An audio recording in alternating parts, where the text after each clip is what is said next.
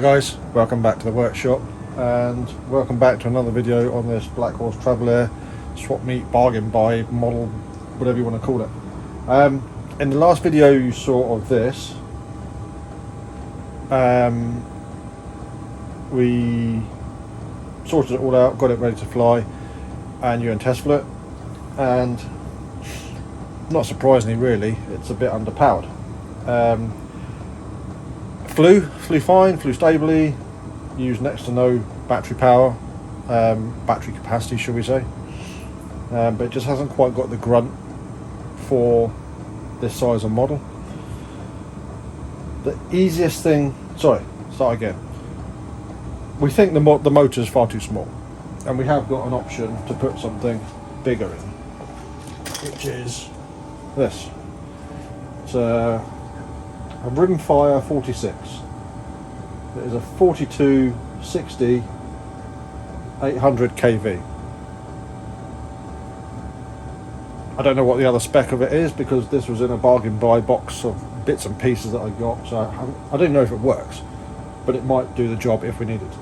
Problem with that is it's a damn sight heavier than what's already fitted, which means we have to redo all the battery placement and everything. But we're going to do some trials first, and later on today we're going to take this out and try it with a new prop just to see if that makes any difference. It's had a 12x6 APC on the front. We've put a 12x8, so theoretically we shouldn't be loading up the motor too much more, but we're going to see if it's enough to change the performance. So that is the only thing we've done so far, and we'll see if it makes any difference. Might have a little bit more.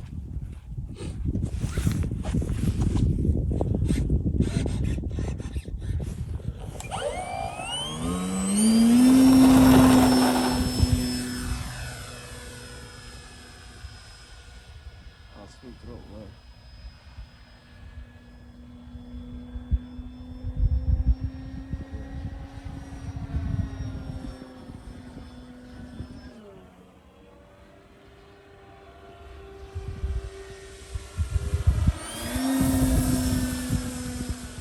Definitely does. What? Have a bit more.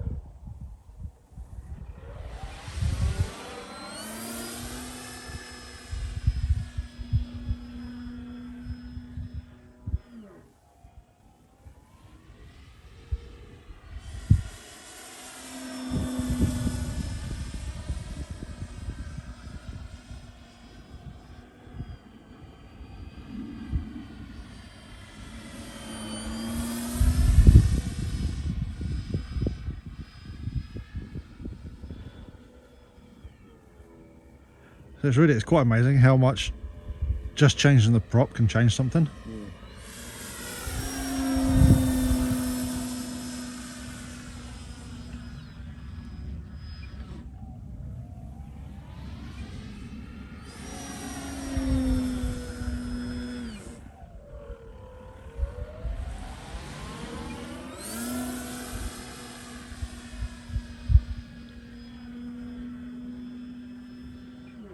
One of the biggest problems is because it's a clear blue sky, you can't actually tell what the model's doing because there's nothing to reference it against.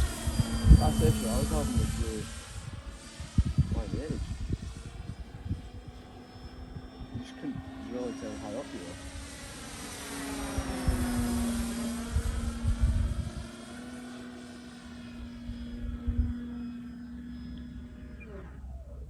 Still doesn't have quite enough.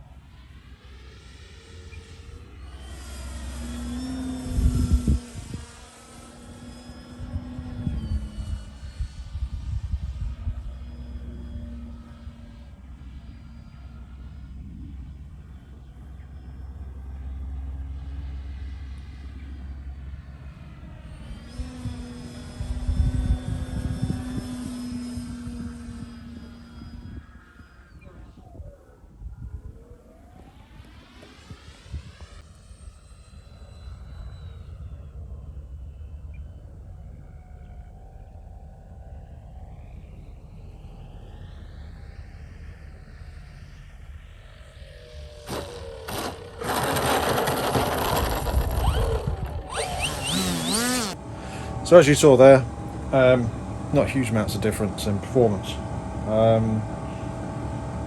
Yes, it's a bit better, but not substantially, and not to the sort of level that we want it to be. So we're going to do something else. Now, Ewan isn't here just now, but on the way home we were talking about what we can do. The obvious thing I said before is to put a different motor in it. Even if it's not this one, we can put a different motor in. I've done a bit of research and found out that I can try and remember what it says now. The recommendations for electric setup for this model is a 2826, I think it is, which I haven't gone to see what that motor is and what it performs, but it's on 4S, turning a 12 by something prop. So what we're proposing we do is,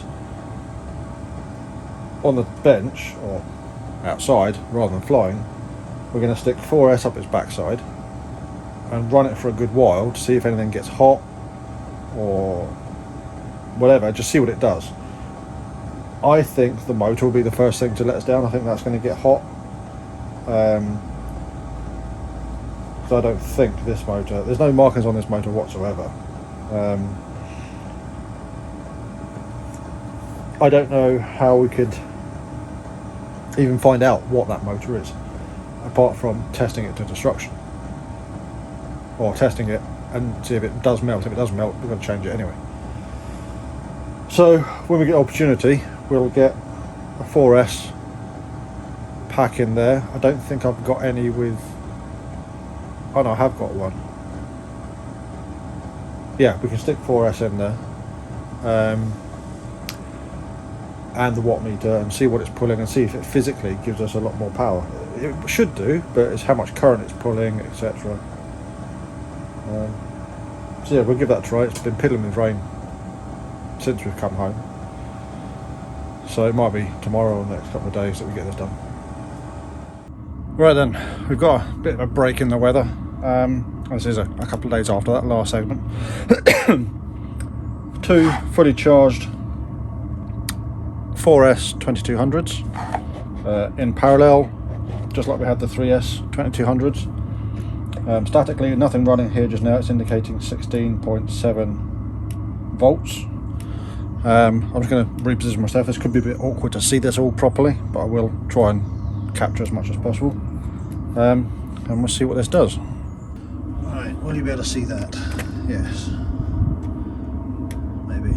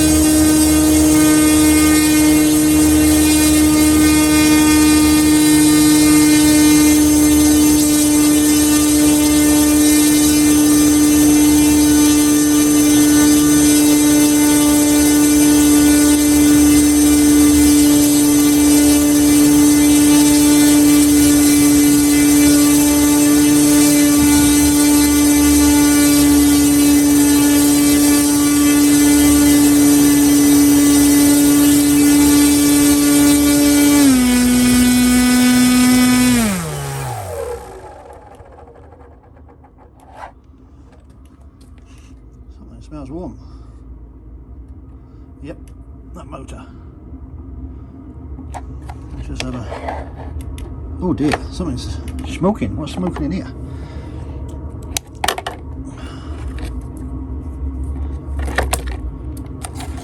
What's smoking in here?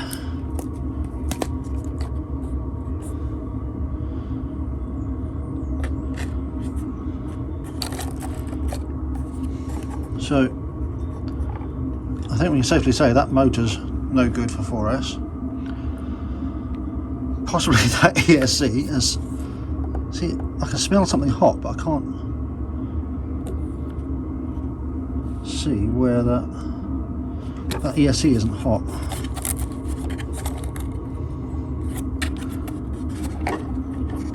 The cabling's not hot. That cabling isn't hot. Motor's hot.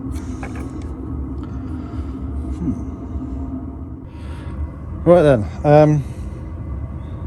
didn't really answer any questions apart from I don't think that motor can handle that much voltage. Okay. I'm gonna have to have a ponder now and think what we're going to do with this. I'll have a talk with Ewan, see what he wants to do with this, what might be the easiest thing to do, and come back with you on a decision. He might decide to go glow with it, which is doable. Yeah, I'll have a chat with Ewan and see what he says. So we'll catch you in a bit. Right then, so we're back in the workshop with the TravelAir. I've spoken with Ewan about what he would like to do with this going forwards. The footage you've just watched, I haven't actually watched back yet, but hopefully on that footage it shows exactly what happened. From what I could see, holding a camera, a transmitter and securing a model, there was a wisp of smoke came out, I think, from the ESC area. When I sort of started touching around and poking it, it didn't feel warm. The batteries certainly weren't warm, but the motor was red hot, so it could have come from the motor. If I can see on the footage, I'll point out where I think it came from, or I will have pointed out where it, you know what I mean. So the thinking is that motor can't take 4S, certainly not on that prop, but I think it needs that prop size to fly well. It was pulling 800 odd watts to start with, which would have been plenty for this. So the options we've got are fit a bigger electric motor, Like this one. like that one. The pros to that are it'll certainly have enough power. It'll run on 4S, and we've got batteries over there that will do it. The cons are that is a lot heavier than this. Those batteries are a lot heavier than the batteries that go in here. And this whole area is going to need reworked to make it fit, isn't it?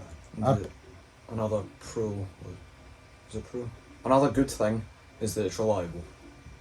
What, electric? Yeah. Yeah. So that's one option.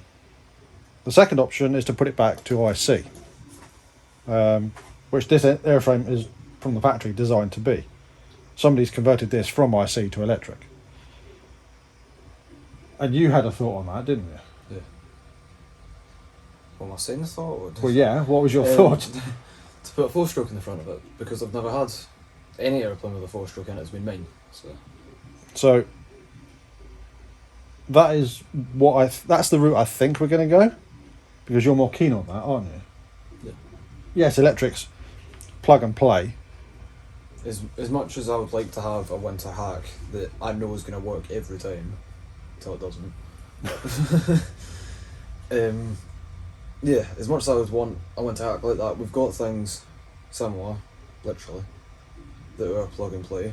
So I think with this, I'd want to put a 4-stroke in it. Yes. Because why not? Yeah.